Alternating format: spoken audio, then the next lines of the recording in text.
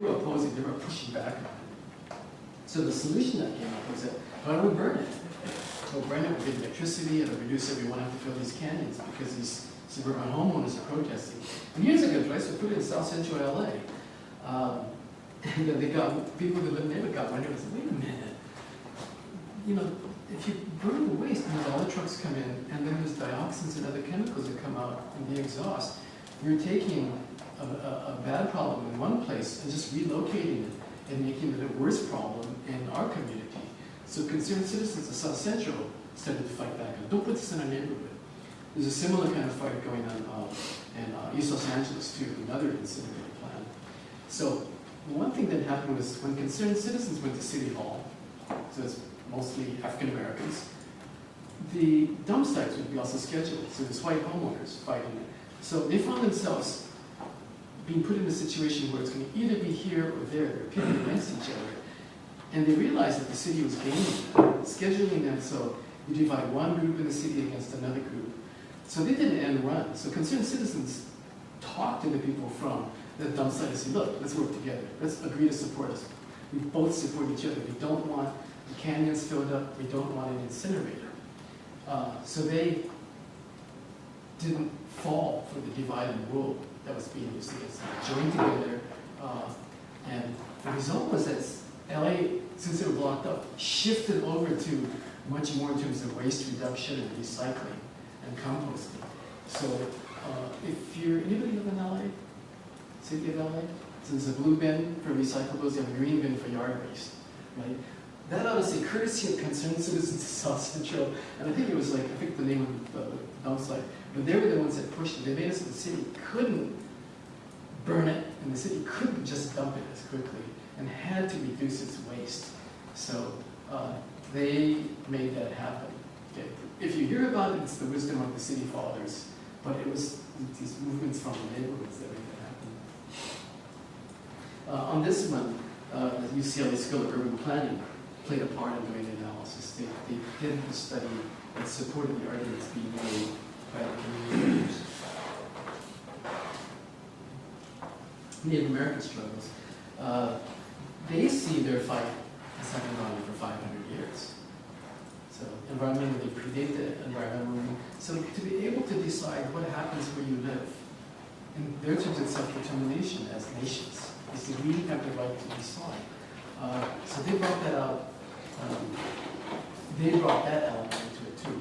So indigenous people, Native Americans, also Native Hawaiians come into this too. They've had long-standing things about we want to be able to say what happens on our native land. And one of the many problems is the kind of environmental problems that are being imposed. So that it was like yet another thing that they added on. But they brought on a voice with a long experience dealing with very powerful opponents.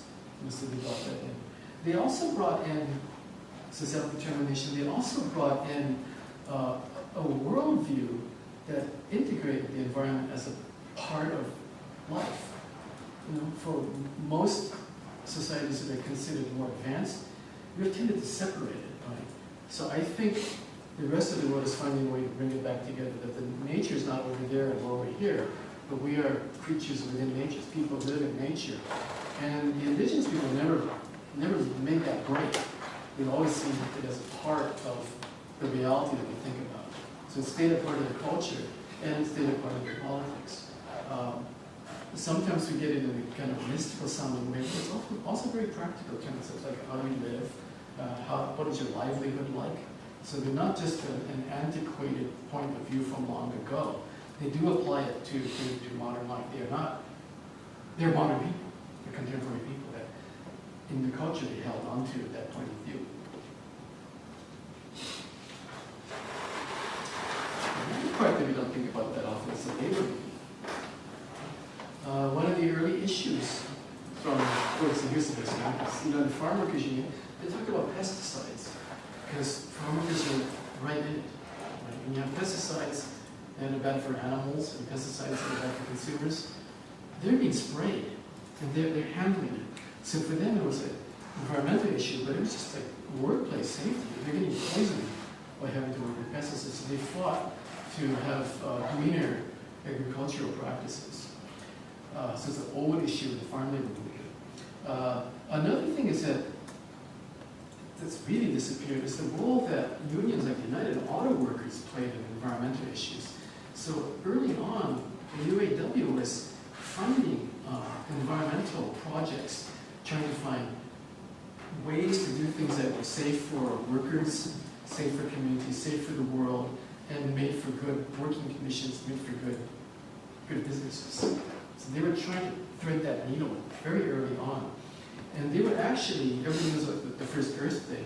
The United Auto Workers was the major funder for the first Earth Day. We often think of, well, here's the unions, and all they want to do is build stuff. They don't care about the environment. But these unions have backed up environmental things. They did a lot with it. As an aside, UAW was also the major funder for the March on Washington. When you see Martin Luther King speaking, somebody paid to organize that. And the UAW threw in money to hire staff to do the organizing. So our view of what organizations do is often broken up too.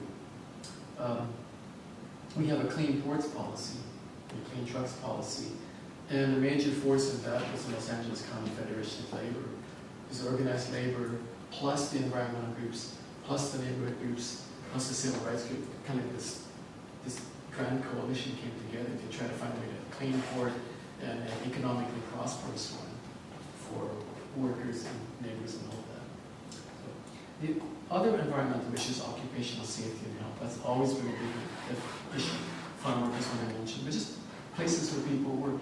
And the Oil, Chemical, and Atomic Workers Union were very vocal on that. You see there, if you're on the 405, you may have noticed their union headquarters, just to the south of the 405. It's because they work in the most dangerous industries of all, right?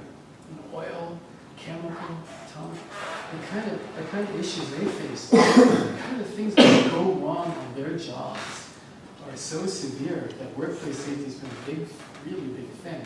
And they want safer processes, they want more care in the way that the workplaces are run, because they're right in the middle of it. So the workplace is also the environment. We're at home, we're in the environment, we go to school, we're at home, work, driving around, shopping, all that stuff. So all that kind of came together in '91. There were conflicts among these rising environmental groups, most in communities of color, with the mainstream environmental organizations, which were and still are largely white. And in a lot of communities, they felt like a deal was made over their heads, where there's an issue that the community raised, a big national organization would come in, would negotiate with the corporation, and come through with a deal that didn't meet what the community was asking for. So they were really pissed. They thought they were being sold out. So wanted to put together an environmental movement that always paid attention to social inequality, that paid attention to racial inequality, indigenous people, etc. And the conference came together and came out with its principles of environmental justice. And it's interesting, you would think from the name of it that there would be a list of issues about racism. Over and over and again, you could look at view principles of environmental justice in the public. It has all people have the right to clean water. All people have the right to have a say in what happens. And I think there were just a couple of things that had to do very much focused on race. One was that there were operations being done without authorization on women of color, like sterilizations in hospitals. That was a big issue then. And one was kind of related to race, where there's things like bombing and testing of weapons on indigenous lands, and respect for treaty rights. The rest of them were all people have the right to these things. So one was in jail as a national movement that made a statement at that time. Questions so far? I'm going to move into California and LA.